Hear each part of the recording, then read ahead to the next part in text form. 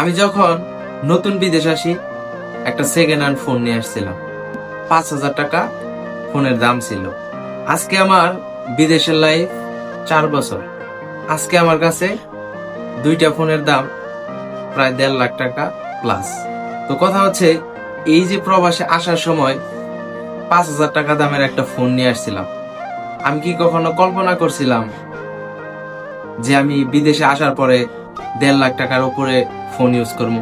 এটা কিন্তু আমি কল্পনা করি নাই, অথবা এটা আমার ধারণাও ছিল না। এটা আমি করি কিভাবে? আমি কিন্তু এই বিদেশে কঠোর পরিশ্রম করছি।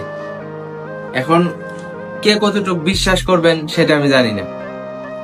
আমি 18, 19, 20 ঘন্টা পর্যন্ত এমনও হয়েছে ডিউটি করছি।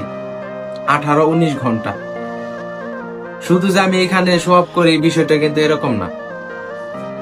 আমি আমার স্বপ্নের একটা বাড়ি করার বাকি ছিল, সেটাও আলহামদুলিল্লাহ আমি কমপ্লিট করছি। আলহামদুলিল্লাহ আপনাদের দোয়ায় বাড়ি কমপ্লিট। নিজের শখের ফোন কেনা বাকি ছিল, সেটাও কিনছি। দেশে গিয়ে স্বপ্ন আছে বাইক কেনা, যদি আল্লাহ তৌফিক দেয় সেটাও ইনশাল্লাহ করব।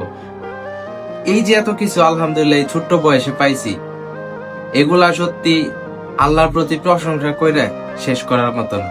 এগুলা আমি মনে করি করার পেছনে যদি কোনো মানুষের দোয়া থাকে, সেটা আল্লাহ কবুল করছে, সেটা হচ্ছে আমার মায়ের দোয়া। আর দ্বিতীয় হচ্ছে হালাল ইনকাম। হালাল ইনকাম না থাকলে হয়তোবা এই অল্প বয়সে অল্প টাকা বেতনে এত তাড়াতাড়ি এত কিছু করতে পারতাম না। সবই হচ্ছে পরিশ্রমের ফল। সবকিছু আপনাকে ধোঁকা দিলেও পরিশ্রম কখনো আপনাকে ধোঁকা দেবে না। এই প্রবাসের মাটিতে ভাই কঠোর পরিশ্রম করছি। কঠোর, যেটা বলে একটা মানুষ 17, 18 ঘন্টা ডিউটি করা কি কম কথা মনে করেন এই প্রবাসের মাটিতে?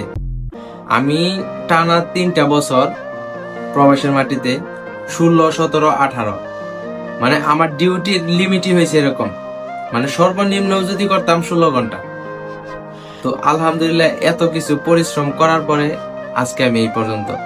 তো সবাই দোয়া করবেন। ভিডিওটা বানানোর কোনো উদ্দেশ্য ছিল না। আমি আলহামদুলিল্লাহ আমার বাড়ির কাজ শেষ করছি।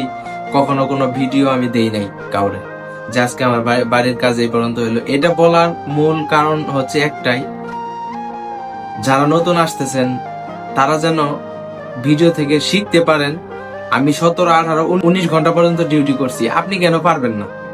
তো আপনাকে কঠোর পরিশ্রম করতে হবে, লং টাইম ডিউটি করতে হবে, যার কারণে ভিডিওটা বানানো। কেউ খারাপ ভাবে নেবেন না। শেষ পর্যন্ত ভিডিওটা দেখার জন্য অসংখ্য ধন্যবাদ। সবাই ভালো থাকেন। আসসালামু আলাইকুম।